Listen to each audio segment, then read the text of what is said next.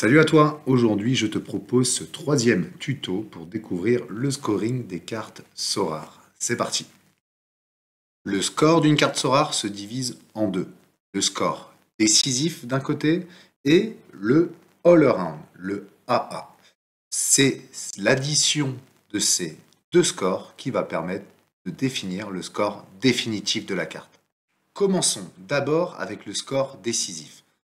Le score décisif va de 0 à 100 points maximum. Un joueur titulaire aura donc 35 points en commençant la partie sur le terrain. Un joueur remplaçant qui rentre en cours de jeu aura 25 points de score décisif. Ensuite, ce score décisif, il varie selon des actions décisives, négatives ou positives.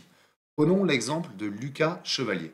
Lucas Chevalier, ce week-end contre Lorient, il a pris 4 buts. 3 buts encaissés, c'est une action décisive négative. On la retrouve ici. Deuxième chose, une erreur d'un gardien menant à un but est également une action décisive négative. Lucas Chevalier a donc 2 actions décisives négatives. Son score descend donc à 5, comme on le voit dans ce tableau. Par contre, Jean Rigner Bellegarde, lui, ce week-end, il a un but et une passe décisive, comme on le voit ici.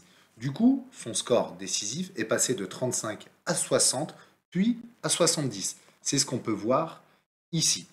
Maintenant, au niveau des garanties, un joueur qui fait une action décisive positive, exemple un but, il a 60 points. Il gardera, quoi qu'il arrive, ses 60 points. Sauf si, derrière, par exemple, il prend un carton rouge. S'il prend un carton rouge, il retombera à 35. Mais les 60 points sont garantis si pas d'autres actions décisives.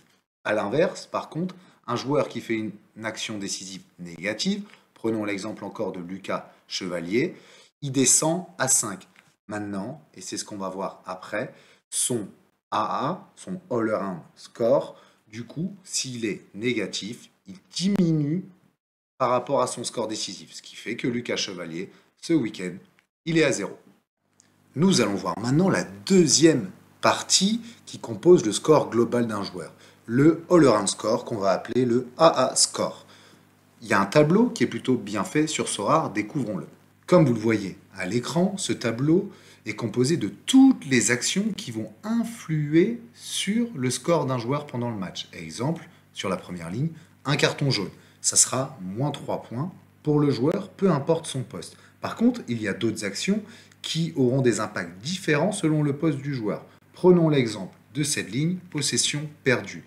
Pour un gardien, c'est moins 0,3, pour un défenseur, c'est moins 0,6, pour un milieu, moins 0,5 et pour un attaquant, moins 0,1. Certaines actions sont plus ou moins graves selon le poste du joueur dans le cours du match. Donc c'est pour ça qu'il y a parfois des notes différentes selon le poste. Il y a 3 lignes qui peuvent paraître complexes sur ce tableau. Ce sont le double-double, le triple-double et le triple-triple. Faisons un petit focus dessus pour comprendre ce que c'est. Le double-double, par exemple, c'est un joueur qui a au moins 2 tacles et 2 interceptions. D'accord? Donc, si le joueur fait 2 tacles, 2 interceptions, il a un double-double. Si en plus de ça, le joueur, il a un score de duel net de minimum 2, c'est-à-dire une différence entre duel gagné et duel perdu de minimum 2, là, le joueur, il aura un triple-double, donc 6 points.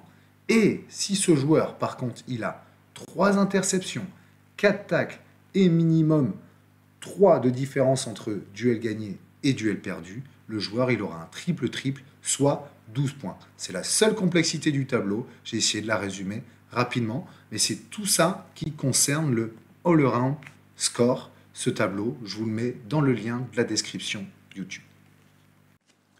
Pour résumer, le score global d'un joueur, c'est le score décisif plus le AA score, comme on a vu. Reprenons l'exemple de Jean Rigner Bellegarde pour détailler tout ça. Bellegarde, ce week-end, il a donc un score décisif de 70 grâce à son but et sa passe D, mais il a un score de 7 points, ce qui lui fait une note de 77. Pourquoi? Parce qu'il a subi 3 fautes, il a certes perdu 19 ballons, donc il a eu moins 9,5, il a perdu 9 duels, il a eu moins 7,2, mais à côté de ça, il a gagné 5 duels, plus 4, etc.